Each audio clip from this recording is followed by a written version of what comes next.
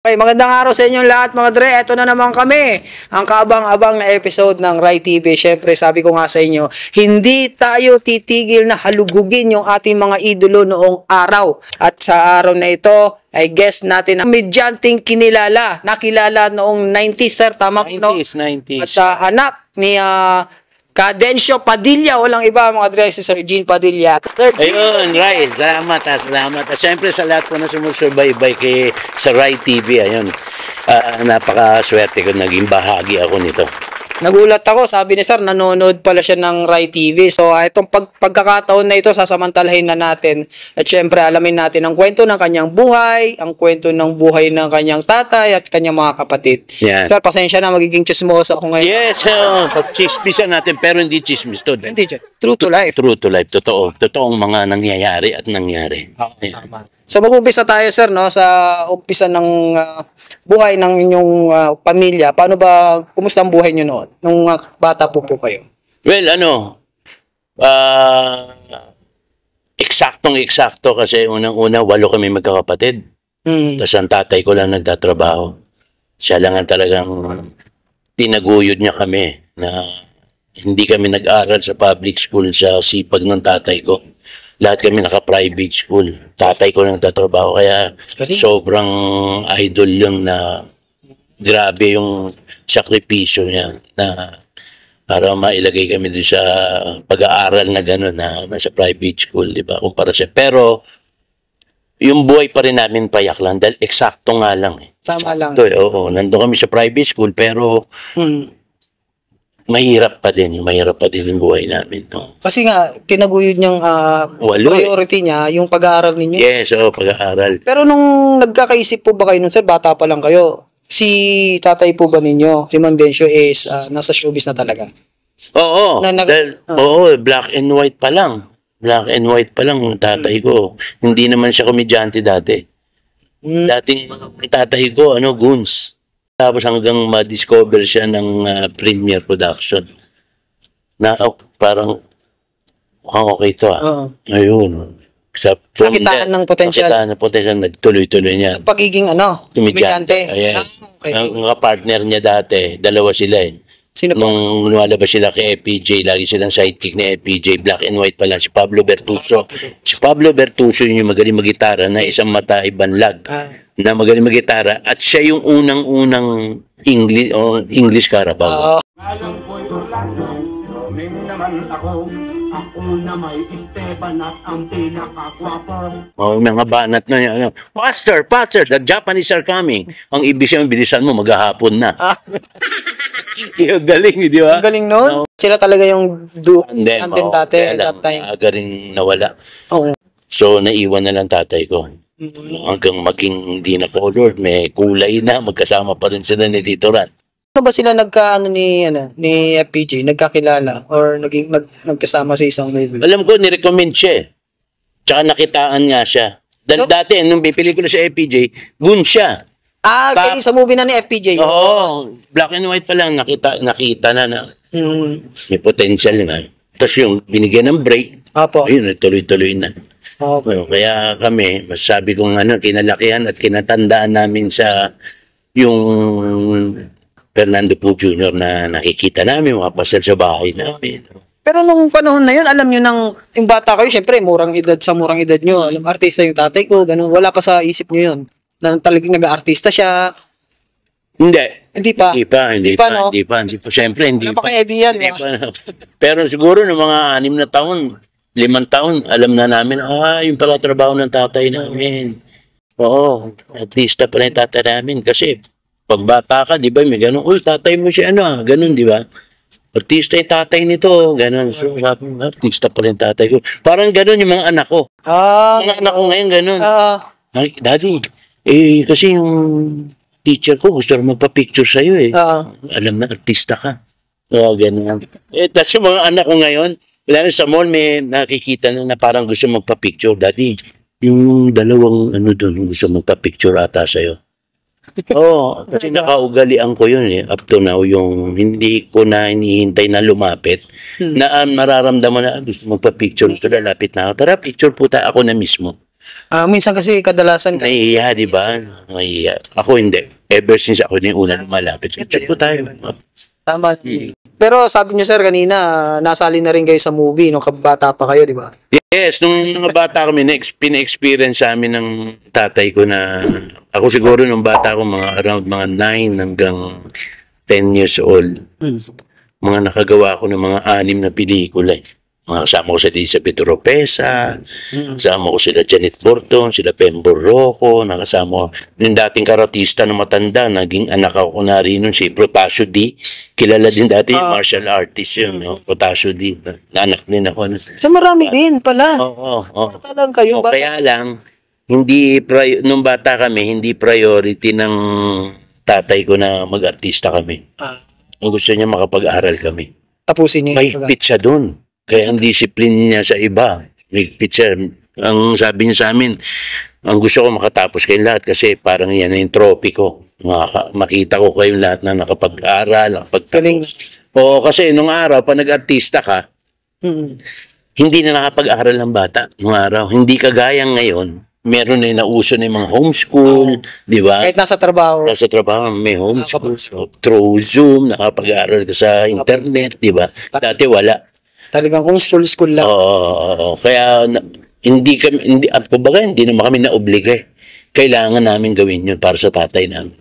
So nag-aaral kami. Ang nanay ko naman housewife lang. Sa bahay lang siya. So kaya iba yon. Nakatatak sa amin magkakapatid yun. Yung hirap, pagod, pawis, di ba? Yun yung tinatawag na talagang hirap ng tatay ko.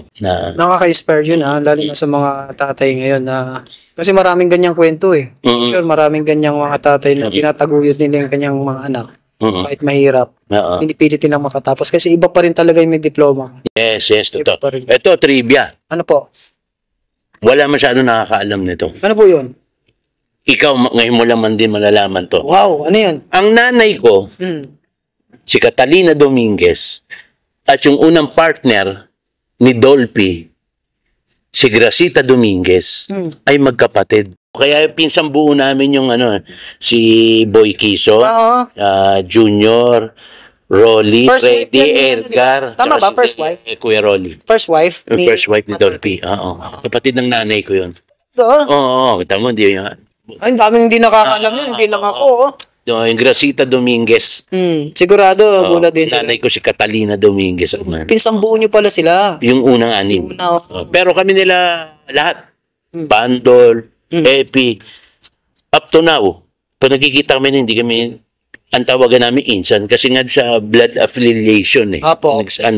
Parang dugtong-dugtong din. So tawagan namin insan. Close kami lang. Pati sila Ronnie. Opo. Aware naman ang lahat na si Sir Dennis talaga yung nauna sa inyo magkakapatid. Yes. Pasok sa showbiz. Ang lakas niya doon, sir. Oo. Kasi ako, batang 90s ako eh. So naabutan ko talaga lalo. Madalas siyang sidekick ni Robin. Idol Robin. Iba rin yung tatak nun. Anong ginagawa niyo ng mga time na yun, nung kasagsagan ng career niya? Nung pumutok na si Dennis, tapos na akong mag-aral. Tapos meron siya dating that was mga 89, 90, nasa siya, nasa 89 lunch date noontime show. Okay. Di ba ang pinalitan nyo ng SST, yung Salo-Salo Together, sila Randy. Opo. Isa na siya doon sa host nun. Tapos ako, sumama na ako kay Kuya. PA ako ni Kuya. Ako tagaayos sa schedule niya. Talaga? Oo. Tagaayos sa mga damit niya, kung ano yung mga dadalhin. Kunwari, may shooting, gabi pa lang, inaayos ko na sa sasakyan niya. Namin na, talaga? nahanda ko na. Ito yung mga continuity. Tsaka may nakasulat continuation. Kasi dapat di mo malimutan yung continuation eh. Dati wala pang picture. Oo, kasi kami, nakaprepare na kasi yun din pong isang namana namin sa tatay namin. Na kunwari, may shooting ka bukas, dapat lahat ng mga kailangan mo, nakaprepare na sa sasakyan mo. Okay. Para kinabukasan, all set ka na, ligo ka na lang, kain ka, exit ka. Lagi siyang ganon. Lagi, tatay ko. Kaya yun din. Ako, ganun din. Namahan ako sa tatay ko. Tama nga naman, kasi alikagak ka sa umaga. Yes, naka-ready na. Para bangon ka, ligo, kain, exit. Oh. Tsaka lagi kami maaga sa set.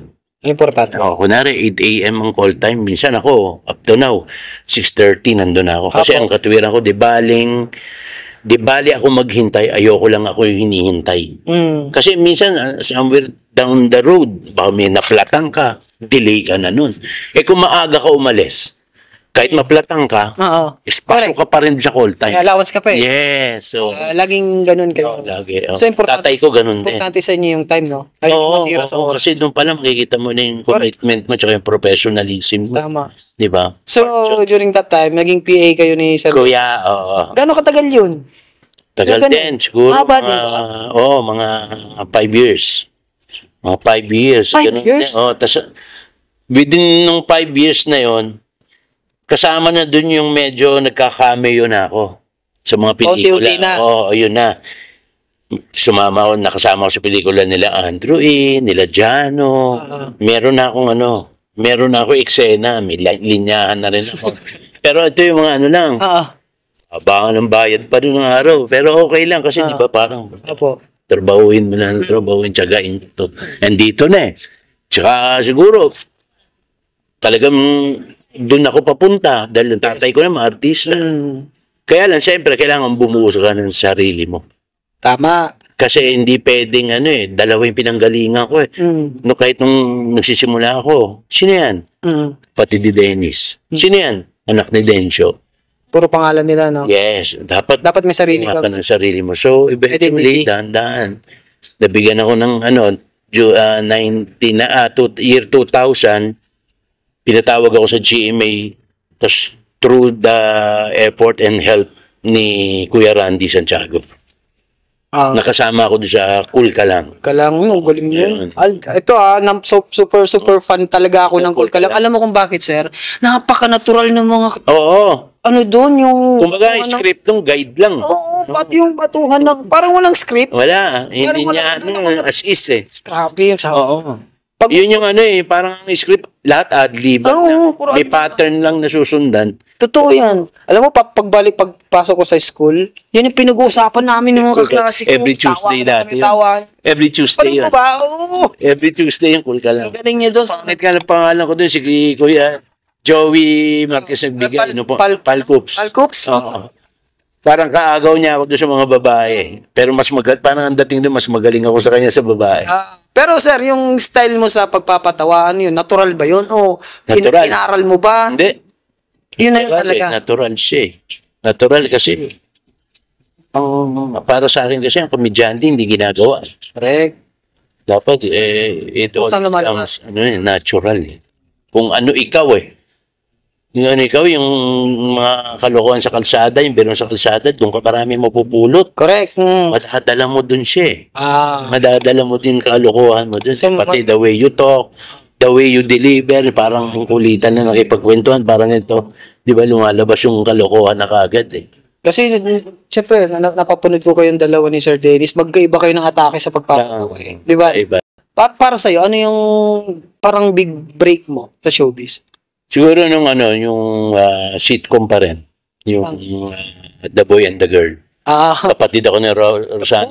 The Boy, my boy. Yun, uso yun. Naging bukang bibig yun. Kasi pauso ko yun eh. Kasi ako dun eh. Kunwari nagbabar ko ako, pero closet ako eh.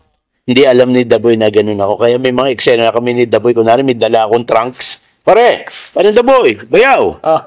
Ito, bumili ako tigisa tayong trunks, pare. Tara, isukat mo na sa harap ko para mapalitan ko. Kumalit, pare. The boys, yun na. Mga ganit pa ako, The Boy nun. Pero nung unang taping ko nun, hindi naman ako nagpapakilala kay The Boy. Hindi ako nagpapakilala. Tapos after, kasi sabi ng director, huwag sasabihin kay The Boy ko ano yung karakter mo. Kaya nung ginaganong-ganon ko si The Boy ng mga eksena, The Boys, sukat mo na yung trunks. Bagay sa'yo yan. Maganda yan, lime green. Ako nga ito, maganda yung sa akin, pusha. Sabay tayo, gusto mo, sabay tayo magbihis. So nagugulat si The Boy, yung natural reaction niya. Cut! Maya may break time eh. Sabi nga, tinawag niya si Direk Ipipilino. Sabi nga ganun. Regipe, sino yung ka-eksena ko? Ayos sabi nga. Si ano yun? Si Jean.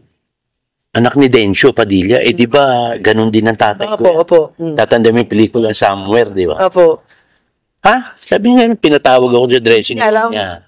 Sabi niya, kaya nga, hindi ka nagpapakilala, nakapala ni Densyo Padilla. Sabi niya, ganun ko yun. Sabi niya, nahihiya po ako. Okay yan. Tapos mula nung naging close kami ni The Boy, minsan pinapaalam pa ako niyan. Pare, meron konting kasiyahan dito. May mga bisita ako. Baka pwedeng hiramin ko muna si Jean. Si paring Jean. Ipapaalam ka ba, ha? Papaalam ako. Yung anak ko sa Amerika, ninong yan. Opo. The Boy. Para na masaya. Papaalam ako. Naging close kami ni The Boy. Pero galing, sir, yung unang pagkikita nyo sa eksena, gano'n sagab bumanat sa kanya. Oo. Walang ilang. Hindi Wala. Galing, Kailangan. Kasi, galing. kailangan di ka mailang. Kasi pag nailang ka, Sira ka. sisira ka. Oo. Magkakabakil-bakil ka ron. Di ba? Kaya ganun yung atake. Basta, sabi na akin ni Direk Epe, si Direk Epe, noong time na manager ko rin. Basta kanain mo lang ng kanain na. Bahala ka na. Basta kanain mo siya, boy, magugulat yan. Biglayin mo. Kaya hinihimas. The Boy, ganda ng ano mo, ha? Ganda. Pinipisil-pisil ko rito. Tawa. Tapos minapalo-palo ko sa puto. Pare, na-miss kita. The Boy, tagal ko sa barko, no? Huwagan ko gano'n kasi. Maganda pa ng palikuran mo, ha? Huwagan ako. Pit na pit ka ngayon, ha? Huwagan. Talaga yung nakita yung dala kong trunks. Ang The Boy. The Boy. Pinili ko yan para sa atin. Siyempre, bayaw kita, hindi kita pwede makalimutan. So, yan, sabay na tayo mag-BS. Tara na, magbad ka na. Ginagano ko pagtal. Uy, The Boy, sige na. Para mapalitan ko, baka maliit sa'yo. Ang galing, no? Napabilif mo si The Boy doon, ha? Close ako. Kasi pala doon, naging kaibigan na kayo. Ngayon, kasi pupunta nga tayo doon kay The Boy, kaso wala pa siya doon. Ngayon, kung gusto mo, doon ka muna sa kwarto ko, aircon doon, tas may waterbed, mag-counter-strike tayo. You counter me, I'll strike you. Yeah, Insan! Oy! Insan! Kumusta siyang, kaibigan? Behind the camera? Sobra. Oo? Mabait. Sobrang tatanda ba sa time na nanay ko na sa Capital Hospital. Kasi nung panahon nung The Boy and the Girl, ang sweldo ko lang nung time na yon ay parang nasa 2,500, parang ganun. Oo, parang 3,000 o 3,500. Na-hospital nanay ko, tapos pinuntahan ko siya sa bahay, sa Scout Rallios. Tinawagan ko, sabi, punta ka dito. Sabi niya sa akin, ano yung problema? Sabi ko, boy, kasi ito lang yung sahod ko eh. Nanay ko ilalabas ko sa ospital. Sabi ko kami na sa Capitol. Kulang yung pera namin. Sabi niya, magkano bang kulang? Niloko pa ako. Sabi niya ngayon, nilabas yung pitaka. O, Jean, mamili ka. Itong cash, itong cheque. Ang kulang ko sa ospital is 25,000. Sabi ko, boy, syempre itong 25 para wala na akong problema sa ospital. Di binigay yung good time niya. Pero talaga nakaprepara na yun. Kasi nakahanda na yung check eh. Binigay ko 25. Kulang naman 15. May pasobra pa para mapanggamot. Tapos hindi yun. Nagpapaalam ako. Sabi ko, boy, maraming bossing tawag ko doon. Bossing. Yung tawag namin nila Epi doon. Bossing. Tuloy na rin po. Punta na hospital. Hindi ka na. Maniwala ka. Yung bench niya. Sinabay ako. Kasi hindi ako nagdala. Meron akong sasakyan na nun. Yung Toyota Corolla. Hindi ko dinala. Hinatid ako sa ospital. Hindi pala sa Capitol. De Los Santos Hospital. Sa Erod. Di ba? Hinatid ako. Mercedes niya? Oo. May driver siya. Tas siya. Nung pagbabang ganun siya, may pag ganun sa entrada ng ospital, di ba? May pag ganun yun. So, bumaba pa siyang ganun. Bumaba. Tapos, baba ako. Okay ka na rito, ha? Gusto mo na ako sa mami mo. Nanay mo. Siyempre, nakita ng mga tao na si Daboy nagatid sa akin. Nakaka-proud mo. Oo. Kaya hindi ko malimutan si Daboy. Sobrang mahal ko yan. Nung pinuntahan ko nung na siya. Sakit. Sakit na. Punta pa ako sa bahay niya sa White Plains. Pinunta ako sa White Plains. Kami ni Direk Ipepelino. Sinama ko direct. Sobrang kalungkot. Sayang. Naka-recover pa siya, di ba? Oo. Nakasama ko pa siya sa teleserye na Atlantica. Kaya lang, Makatapos medyo payat na to siya noon. napayat na. Kare-recover lang yan. Oo. Bumalik din. Wala, ganun talaga. Sa, Pero napaka... yun ang, kasi kaya ako tinatanong, sir, yung mga ganyang, ano, yung mga ganyang tungkol sa, albawa, kay Idol Rudy Fernandez. Kasi, gusto kong malaman din ng followers niya, yung mga fans Oo. niya, yung other side naman ng Rudy Fernandez. Oo. Ito kasi yung purpose ng Rai TV para malaman naman natin kung anong buhay niyo, behind the camera. Mabait yun, sobra si The Boy. Sobrang ano rin siya, matulungin. Parang ano yan, parang si Robin. Ganun din. Alam mo naman, close kami ni Dennis kay Opo. Senator Robin. Yan yung mga tao na ano yan. Hindi ka dadalawang isip eh. Kahit ordinaryong tao. Si Senator Robin, kagaya nun sa Cebu, isa sa unang pumunta dun yan. Oo. Pero hindi niya kailangan ng camera Wala, no? na may kumukuha. Hindi. Yung mga taga Cebu, sila naglabas no na pumunta doon. Pero kaming Robin, Sa kanya wala. Sa part niya wala. hindi. Nung araw pa kahit nung artista yan. Ganun. Lahat ng sakuna, lahat, bagyo, lahat. Hindi alam ng tao yun. Hindi alam ng tao yan na isa si Robin, isa lagi. Matulog Kahit talaga. nung hindi pa siya politiko. Politiko.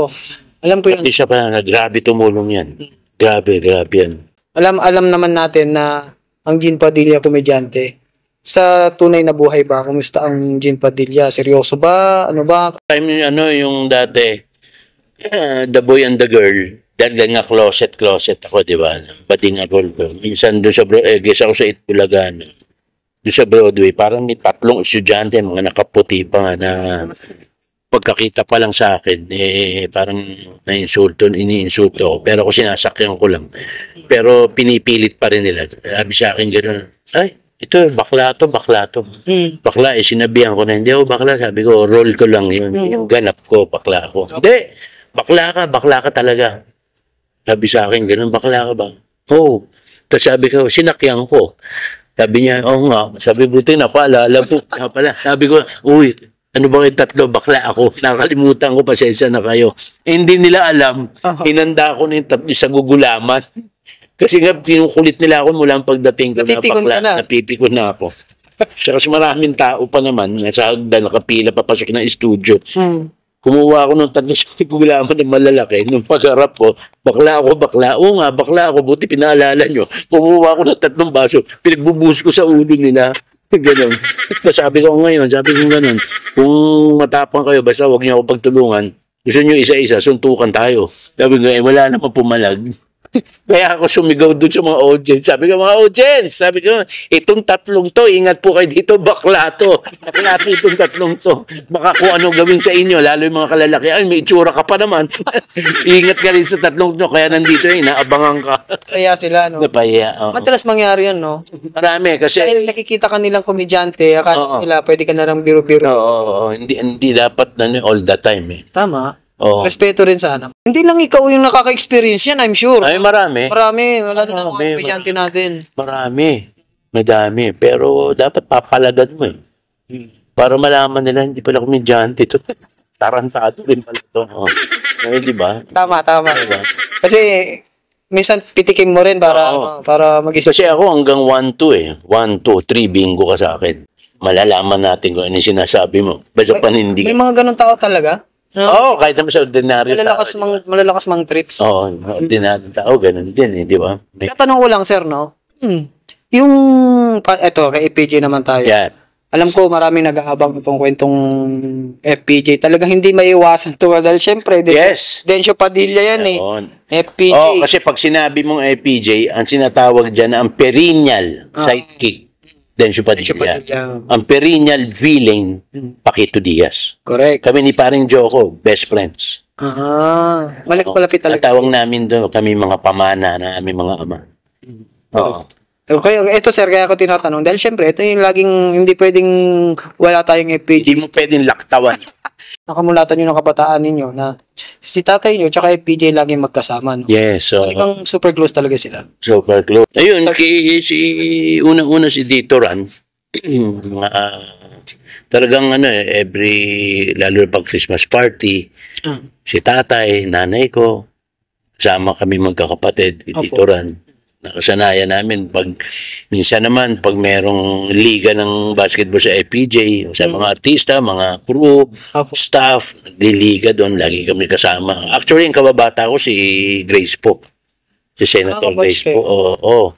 Nung bata ko, tatanda ko kami dalawa, doon sa Kalaro mo? basketball kami doon ni Grace po. Oo, talagang kung Pag nag-bonding yung pamilya nyo, yung ganun lagi madalas. oo. Basta sama mga pamilya nun. Pamilya ni Tito Kit, si Paquito, ni Romy Diaz. Kaya ako nakahalubilo ko. Tsaka naging player ako ni Romy Diaz eh. FPJ, basketball team ng FPJ na junior. Kami, oo, nung bata ako. So bata ka pala, nagbabasketball ka na sir talaga, no? Kaya ano, tsaka si Tito Ran, may mga sulpot bigla yun na pupunta sa bahay. Bigla-bigla na lang. Oo, na breakfast. Saan? Sa Caloocan? Sa Caloocan. Opo. Caloocan. Tsaka maraming ano talaga, si Tito Ran medyo stricto. Ang sabi sa amin nung tatandaan ko, pareho siya ng tatay ko. Sabi natanda ko ng bata kami, punta dyan, tapos papasok kami sa school. Tapos siya nagbigay ng baon sa amin. Kasi nung araw, magbigyan ka ng 2 piso. Malaki na. Di ba natanda mo yung 2 pisong papel na asul? Oo. Baon nun, laki nun, tol. Para may sandaan ka na. Kasi hindi na kami nagkakapagbaon eh. Ng pera eh. Kasi ang school namin walking distance, pero private school, nung elementary high school, doon na kami. Tapos pag lunch, umuwi. Okay. Okay. Tapos pag recess, mga recess. Siyempre, maboka tayo, komedyante tayo, marami naglilibre. Lalo pag, ang days pa din yun. Oo. Naglilibre. Pero ba't gano'n? Parang walang pera. Diskante, di ba? Katawa lang ang punan ko. Magulo. Nilipid yan. So, sabi sa amin ni Tito Ran, sabi niya, makipag-aaway na kayo.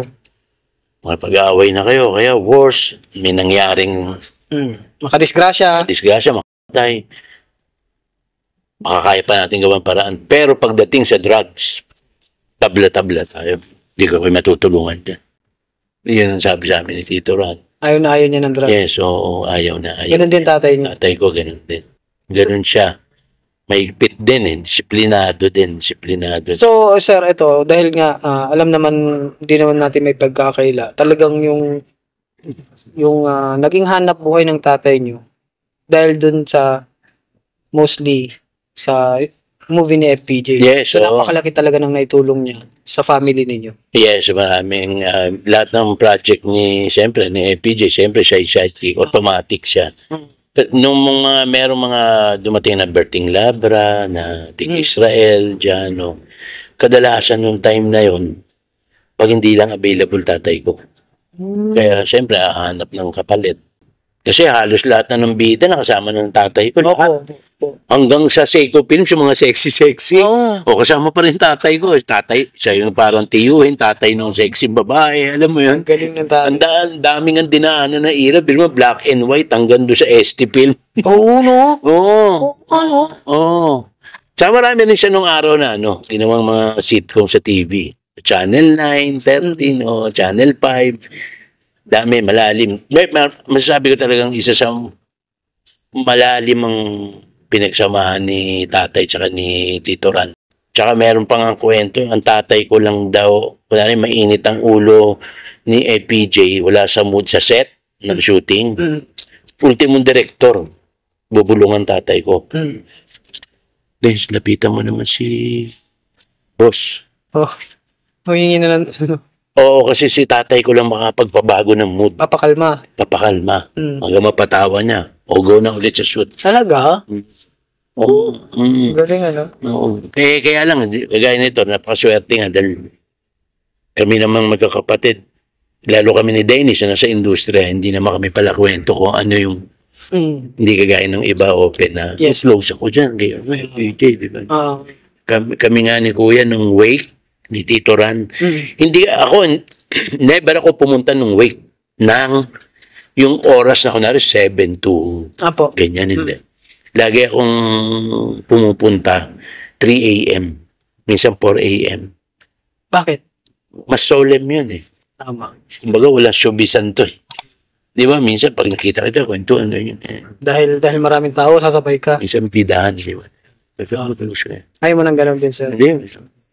Basta kami alam namin na tama. kumbaga, Sincere. kahit sincero, Pagiging- na iba yung lalim nung pamilya namin sa pinagsamahan kasi ng tatay namin. So kami kinikip namin yun. Hindi namin para iyabang na gano'n kami ni APJ. Oo. Parang na kami niyan. Hindi kami gano'n. Oo. At least nalaman nung yung mga followers, ng mga subscriber mo, ang manonood sa'yo na Tama po. talagang kami, masasabi namin kami nila Dennis, mga kapatid, kami mga isa sa unang mga batang APJ. Kasi bata pa lang Naniniwala kami, ako dyan. tambay kami ng bakura ng APJ Production. Productions. Di ba? Oo. Lahat ng event nun, nandun kami ng mga bata kami. Kayo talaga yung... Nung mawala na si APJ, lagi pa rin kami nandun. Kasi every Friday, Saturday, minsan hanggang Sunday, nagbabasketball kami doon. Kasama ko yung mga tatandang staff and crew na APJ. Oo, totoo yun. Pero sir, nung nawala si father niyo, Iyak. talaga? Anong nangyari? Nung mawala si tatay sa Capital Hospital, siguro mga 10, mga ganun, mga between 10 to 10, 15 namatay na si tatay. Maga. Maga. Ang tinawagan namin si Ate Susan Tagle. Yun yung parang secretary niya si Susan Tagle. Sinabi na namin, wala na si tatay. Pero alam na, EPJ na ng hospital. Tinawagan si Tito Ran. Maniwala ka, wala pang 30 minutes ata. Dumating si EPJ. Nakasalamin. Di ba nakaputi lagi? Oo, salamin na gano'n. Tapos nandun kami ni Kuya Dennis. Medyo sikat na si Kuya nun. PA ako. Hindi. Artista na pala ako. Ano bang 204. Artista na ako. Dumating si Tito Ran, sinalubong namin ni Dennis, ni Kuya Dennis. Alam mo, gumanon sa amin si EPJ. Sabi ni EPJ, umiiyak. Tapos makikita mo lang yung lumalabas sa gilid ng shades yung luha. Alam mo, sabi niya, wala na akong sidekick. Gumanon siya, umiiyak. Wala na akong sidekick. Binurol kasi si tatay sa Arlington. Sa Arlington. 3 days. Tapos 3 days, dinala na sa Nagcarlan, Laguna, kung hometown ng tatay ko. Kasi pinili sa amin yun doon sa Lilibing. Parang last birthday niya. Kunwari, namatay itong taon na ito, yung year na nakaraan. Nagbilin yun, sabi niya, kung sakali mamatay. Oo, sabi niya kung bilin. Kung namatay ako, gusto ko sa Nagcarlan. Oo. Kaya si APJ, nung last day, nung ililibing na dumating, yung araw ng libing, dumating si APJ pa doon. Sa Nagcarlan. Nagcarlan. Ang daming tao, sobra.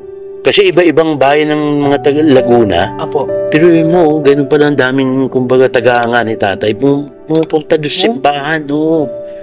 Doon kasi nilagay sa simbahan, eh. Parang hindi na media yan, no? Hindi walang ganun, no? Walang mainstream media na. Tapos hanggang hindi na namin pinasama si Tito Ran. Kasi, di ba sa probinsya, di ba? Lalakarin. Tama. Nilalakad sa probinsya, papuntang Pansyon. Opo. Cemetery. Hindi na namin pinasama dahil kakagulo na, sobra. Yun ang hindi ko malilimutan, yung gumanon talaga si Tito Ran sa amin. Siya linalubong namin, eh. Gumanon lang siya. Tapos umiiyak. Sabi niya, wala na akong sidekick. Tapos yung alam mo yung boses na Oo. parang shaky, makalog na yung boses niya, nag-aral-gal. Guro sa biyahe pa lang, oh. Umiiyak Iiyak na. Oh. Ganun sila ka-close, no? Parang, sakit nun na. Hindi, tsaka ang bigat ng, talagang, nung malalaman na talagang, Dencio Padilla ang sidekick. Nung time naman, mawala si tatay, yung iba kong mga kapatid, mga, Na rin. oo, tsaka mga nagtatrabaho na rin kami. Nagtatrabaho na rin. Ako, matagal ako nagtrabaho sa munisipyo ng Caloocan. Bago pa manalong konsyal si Kuya. Kasi nung nag-aartista na ako, pumapasok pa ako sa munisipyo pag wala akong shooting o taping. Eventually, sinabi ni Kuya, bigay na natin sa iba para mas makatulong tayo sa iba. So yung pwesto ko, binigay na sa iba. Marami na rin nakapagsabi sa akin na ang okay ng artista, masarap, pero mahirap. Ako, masasabi ko, siguro, kundi lang din matibay ang dibdib mo, mangangayaw ka din. Bakit? Bakit? Bakit po? Kasi may mga panahon na talaga wala kang proyekto. paano mo, lalo kung may mga anak, paano mo susurvive yan? Hindi regular pa. Hindi regular eh, oo. Merong pick na, meron. Tapos yung nasa-save mo, 1 taon kang wala. Ako na-experience ko, 1 taon wala. Haba, no? Oo. Ang kakampi ko na lang, dasal eh. Tapos, isang araw, marirealize mo, napaka-bless ko pala. Kasi, lumipas yung 1 taon, na wala kang trabaho, pero, na-survive mo yung pamilya mo. Oo, Minsan mo nga, no? Hindi mo naisip yun. Hindi mo na, Kasi mga anak ko, tuloy yung pag-aaral eh. 1 taon ako lang. Siguro doon dumadating yung naging pakisama mo. Pakisama mo, tsaka yung nakita ka nilang professional ka. Hindi man nakita ng kasama mo sa trabaho, pero nakita nyo sa taas kung anong klaseng tao ka. Tama. Oo, kasi ako, lagi ko na lang pinipili na maging isang mabuting tao. Oo, sabi ko nga sa sarili ko, lagi ko sinasabi sa ibang kaibigan ko, okay lang yan, nagawan kayo ng gawa na mali. Kasi darating yung oras at tamang panahon na malalaman niya yung ano yung mali. Ang mahirap, malalaman niya kung ano yung tama. Ang mahirap, yung huli na yung lahat. Ganda nun, sir. Di ba? Ganda nun. Di, tsaka meron isang kasabihan, di ba, yung sa paglakad daw natin sa mundo na to, hayaan natin, ipakita na lang natin yung ating pagmamahal Apo. at pakikipagkapwa-tao. Dahil sa oras na malampasan natin to, hindi na tayo maaaring tumingin at bumalik mamuli. Di ba? Sarap. Sarap. Oo. Marami tayong, Dapat ganun eh. marami tayong mga realization na siyempre galing din sa ano yun, mga pinagdaanan natin sa buhay. Sa buhay. Oo. Tama, sir, no? Oo. Pero sir, pag binigyan ka ulit ng pagkakataon, babalik ka pa ba sa pagiging artista? Hindi, aktibo tayo. Hindi, I mean, Yung- yung tanong ko, kung Yung babalik ka sa nakaraan, Babalik ka sa nakaraan. artista pa rin ba ang pipiliin mo o gusto mong sumubok ng ibang profesyon? ito yung ano namin, parang tatay namin eh. Ito yung bread and butter namin na pinambuhay sa pamilya, alam mo yun, lahat nandito siya eh. Ngayon. Pero minsan, dumadating sa isip ko na, kunwari, medyo matagal ka naman ng trabaho. Sabi niya, kausap ko nga si Kuya Glenn sa Amerika nung nakaraan. Apo. Tol, wala akong project ngayon. Sabi niya sa akin. Sabi ko, Kuya Glenn, parang gusto ko nga mag-abroad eh. So, parang gusto ko sumubok na iba naman. Sabi niya, oo. Sabi ko, may nakikita ako yung New Zealand, may trabaho doon. Sabi niya, subukan mo, Tol. Wala naman, sanay ka naman. Sabi niya, oo nga. Pero ngayon, nasa ano ako, poder ako ng Viva. Under Viva Management ako. Apo. Actually, nung isang araw, nasa Viva ako dahil nagkaroon kami ng ano, Storycon, tapos script reading kasama ko si Pepe Herrera, tsaka si Christine Bermas, tsaka si Gerald Napoles. Yes. Yung gagawin kami. Speaking, sir, ano mo yung mga abangan natin sa mga product? Ayun, yung gagawin namin yung pelikula na ano, kasama ko yung dalawa na sila ngayon yung ano alam mo na yun, sila ngayon nandito. So tayo support sa kanila. Pero mababait sila dahil ang tingin pa rin sa atin veterano o tinatawag na mas senior sa kanila. Correct. Grateful naman tayo. Kahit di nyo ako nakikita naman sa TV, di nyo ako nakikita sa movie, marami rin tayong pinagkakabalahan. Kasi actually ngayon, may sarili kaming banda, nakasama ko si Pecto, tsaka si Kuya Dennis. Tapos minsan nagsosolo ko na ganun din, kantahan, kulitan. Tatanggap kayo sa mga events, ganun. Yes. Ano na, ano dyan? Yes. Baka kailangan nyo ng entertainment. Tsaka, Yes. Lalo ngayon, December. Di ba marami mga gatherings, ano? paano ka nila makukontak, sir? Yes, kay Ray po, siya na po manager ko. Pagdating sa mga show po, si Ray po. Actually, meron ako itong darating na December 12 po sa yan, The Angelos Entertainment Lounge, yan po sa Las Piñas. December 12 po yan. Meron po akong solo show kasama yung Nyax Band. Ayun po. Masarap po yan. Punta kayo doon. Okay, sir. Supportahan natin si Sir Jean Padilla. Sir Jean, maraming Yes. salamat. Thank you. Po tayo magpaalam. Pwedeng pasalamatan natin yung ating mga followers dyan na laging nakasubaybay sa Rai TV. Siyempre, I'm sure tuwang-tuwa yung mga yan dahil nalaman nila. Ayun, siyempre, alam niyo po, nung una kami magkita, sinabi ko, nanonood ako during pang-pandemic. No, nakikita ko yung nagawa, umaalis ng madaling araw to, babiyahin ng Naga, babiyahin ng Bataan. Sila mag-asawa, nakikita ko sa kaya sabi, nanonood ka nga talaga. Sabi ko, oo, totoo.